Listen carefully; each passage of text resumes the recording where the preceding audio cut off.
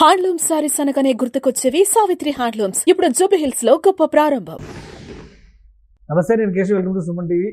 వరద బీభత్సం కొన్ని కుటుంబాలని చిన్నాభిన్నం చేస్తున్నటువంటి పరిస్థితి కనిపిస్తుంది. ఖమ్మం జిల్లాలో కురుస్తున్నటువంటి భారీ వర్షాలు, అలానే నదులు ఏర్ల పైన పెరుగుతున్నటువంటి వరద తీవ్రత ఫలితంగా ఖమ్మం జిల్లా మరిపేడ మండలం పురుషోత్తమాయగూడెం నుంచి బయలుదేరినటువంటి, అంటే ఆ బ్రిడ్జ్ దగ్గర జరిగినటువంటి వరద నీరు విపరీతంగా పెరగడంతో అక్కడ వీళ్ళు ప్రయాణిస్తున్నటువంటి కారు, అశోక్ గారి సోదరి అలానే ఆయన తండ్రి వెళ్తున్నటువంటి కారు కొట్టుకుపోయినట్టుగా సమాచారం ఉంది.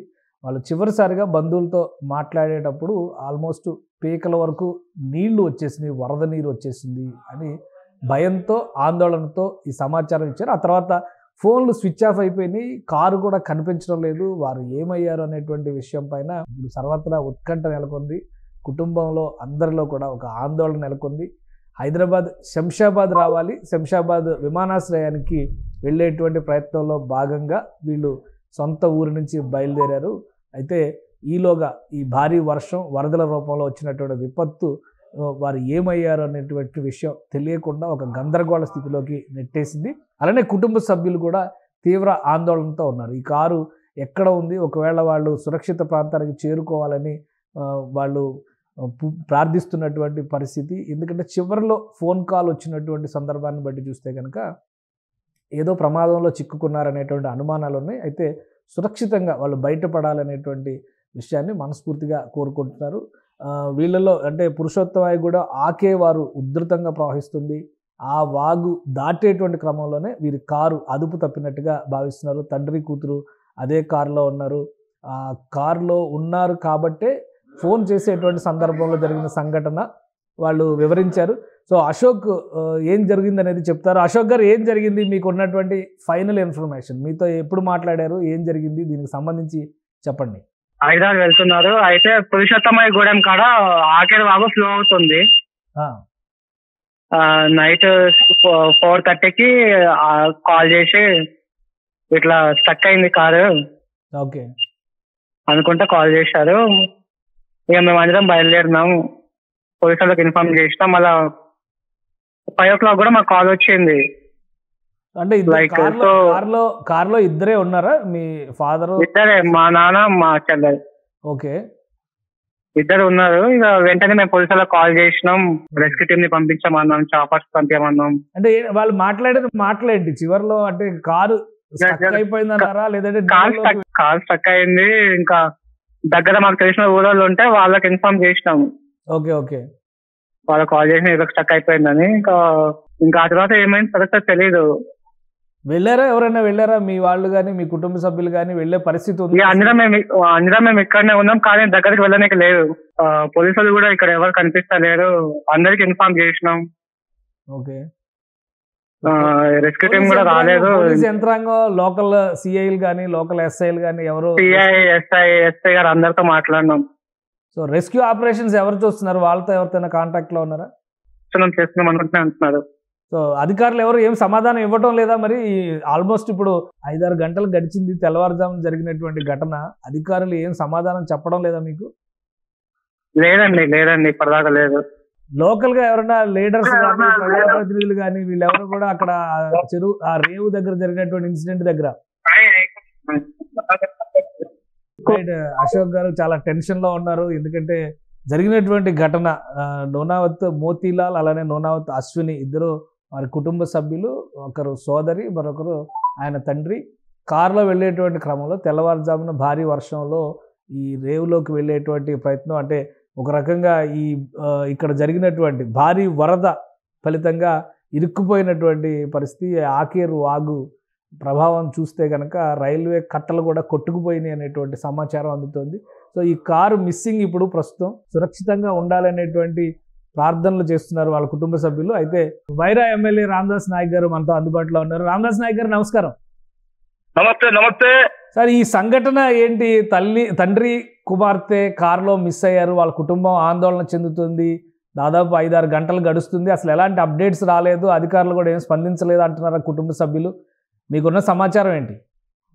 ఆందోళన ఉన్న విషయం వాస్తవం. అకాల వర్షాలకి జరగాని సంఘటన జరిగింది. ఆ అమ్మాయి డ్యూటీకి పోవాల్సి వచ్చి పోయి విమానం ఎక్కిద్దాం వాళ్ళ తండ్రి బయలుదేరాడు.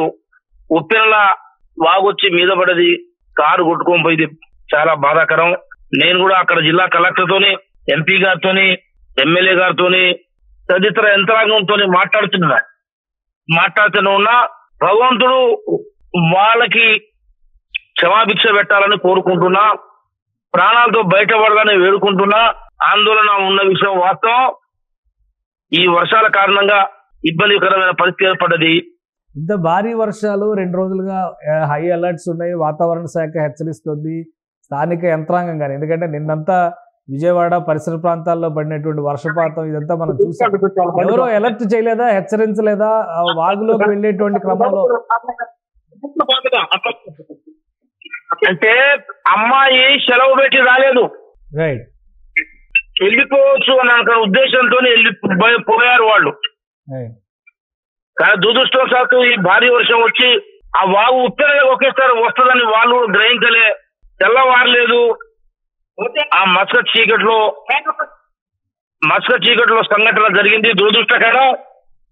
అందరూ అప్రమత్తంలో ప్రయత్నం చేస్తూనే ఉన్నారు. యంత్రాంగం కూడా ఆ ప్రయత్నం మీద ఉన్నది. ఇప్పుడు ఇవన్నీ మాట్లాడుకునే సందర్భం కాదు, కానీ వాళ్ళు ప్రాణాలతో బయటపడాలని భగవంతుడు కోరుకుంటున్నారు. అధికారులు కూడా ఎవరో స్పందించలేదు, సరైన సమాధానం ఇవ్వడం లేదని ఆందోళన చెందుతున్నారు. వాళ్ళ బాధ వాళ్ళ కుటుంబ సభ్యులు ఇద్దరు అంటారు. సహజం, వాళ్ళ అంటలో తప్పులేదు. వాళ్ళ అంటలో బాధలు ఉన్నారు కాబట్టి అంటారు. కానీ అది కాదు మన ప్రధానమైన చర్చ. వాళ్ళు ప్రాణాలతో బయటపడాలి. యంత్రాంగం పనిచేస్తూనే ఉంది. సో మీరు సహకరిస్తున్నారు దానికోసం? యంత్రాంగాన్ని అలర్ట్ చేస్తున్నారా? చేస్తున్నాం. నేను పొద్దున 6 గంటల నుంచి అదే పని మీద ఉన్నా. రైట్, థ్యాంక్ యూ అండి. అది వైరా ఎమ్మెల్యే రెస్పాన్స్. ఇది ఆల్రెడీ సహాయక చర్యల్లో అధికార యంత్రాంగం అంతా ఉంది. అలానే ప్రజాప్రతినిధులు కూడా అందుబాటులో ఉన్నారు. ఖచ్చితంగా వాళ్ళు ప్రాణాలతో సురక్షితంగా బయటపడాలని ఆశిస్తున్నామని ఆయన చెప్తున్నారు. అలానే కుటుంబ సభ్యులు కూడా తీవ్ర ఆందోళన చెందుతున్నారు. ఆఫీస్కి వెళ్ళాలి, లీవ్ దొరకలేదు అనేటువంటి ఉద్దేశంతోనే ఆమె హడావుడిగా హైదరాబాద్ బయలుదేరారు. హైదరాబాద్ నుంచి ఎయిర్పోర్ట్ నుంచి వెళ్లాల్సినటువంటి పరిస్థితి అయితే ఊహించిన విధంగా ప్రకృతి విపత్తు ఈ కారు గల్లంతయ్యే విధంగా చేసింది. ఇక్కడ చూస్తే కనుక ఖమ్మం జిల్లా సింగరేణి మండలం చెందిన గేట్ కారేపల్లి గంగారం తండాకు చెందినటువంటి తండ్రి కూతుళ్ళు ఇద్దరు కూడా మిస్ అయ్యారు. ఇక్కడ ఆకేరు వాగు ఒక ప్రమాదకరమైనటువంటి స్థితిలో పొంగి పొరులుతుంది. ముఖ్యంగా ఖమ్మం జిల్లాలో ఉన్నటువంటి అనేక వాగులు, ఏర్లు పెద్ద ఎత్తున నీటితో నిండి ఉన్నాయి. అలానే వరద నీరు పెద్ద ఎత్తున పైనుంచి కూడా వచ్చి చేరుతున్నటువంటి పరిస్థితి. మరొక 24 గంటల పాటు హై అలర్ట్, 48 గంటల పాటు భారీ వర్షాలకు సంబంధించినటువంటి సూచనలు ఉన్నాయి. కాబట్టి ఆ పరిసర ప్రాంతాల్లో ప్రయాణాలు చేసేవాళ్ళు కూడా ఖచ్చితంగా జాగ్రత్తలు తీసుకోవాల్సినటువంటి అవసరం ఉంది. అనూహ్యంగా జరిగినటువంటి ఈ విపత్తు నుంచి అశ్విని ఆమె తండ్రి బయటపడాలని, ప్రాణాలతో బయటకు రావాలని కోరుకుందాం. ఎందుకంటే సహాయక చర్యలు కూడా పెద్ద ఎత్తున జరుగుతున్నాయి. అయితే తెల్లవారుజామున జరిగినటువంటి ప్రమాదం కాబట్టి చీకట్లో కారు ఎటు వెళ్ళింది, ఒకవేళ ఏదైనా సురక్షిత ప్రాంతానికి వెళ్ళి తలదాచుకున్నారా అనేటువంటి అంశంపైన క్లారిటీ లేదు. చివరిగా ఫోన్ కాల్లో చెప్పినటువంటి మాటల ప్రకారం చూస్తే కారులోకి కూడా నీళ్ళు వచ్చేసినాయి, పీకల వరకు నీళ్ళు వచ్చినాయి అనే మాటలు చెప్పారు. ఆ తర్వాత వాళ్ళ ఫోన్లు స్విచ్ ఆఫ్ అయిపోయినాయి. కాబట్టి జరగకూడని ప్రమాదం ఏదైనా జరిగిందా అనేటువంటి ఆందోళన కుటుంబ సభ్యుల్ని కలవరపరుస్తుంది. సో వీలైనంత వేగంగా అధికార యంత్రాంగం దీనికి సంబంధించి అన్వేషణని పూర్తి చేసి వాళ్ళు సురక్షిత ప్రాంతంలో ఉంటే కనుక వాళ్ళ కుటుంబ సభ్యులకి అప్పగించాలని ఆశిద్దాం. ఇక ఖమ్మం జిల్లాలో హై అలర్ట్ నడుస్తుంది కాబట్టి ఈ 2 రోజుల పాటు ప్రజలు ప్రయాణాలు చేసే సందర్భంలో కూడా అత్యంత అప్రమత్తంగా ఉండక తప్పని పరిస్థితి. ప్రభుత్వ యంత్రాంగం మొత్తం కూడా సహాయక చర్యల్లో నిమగ్నమైంది.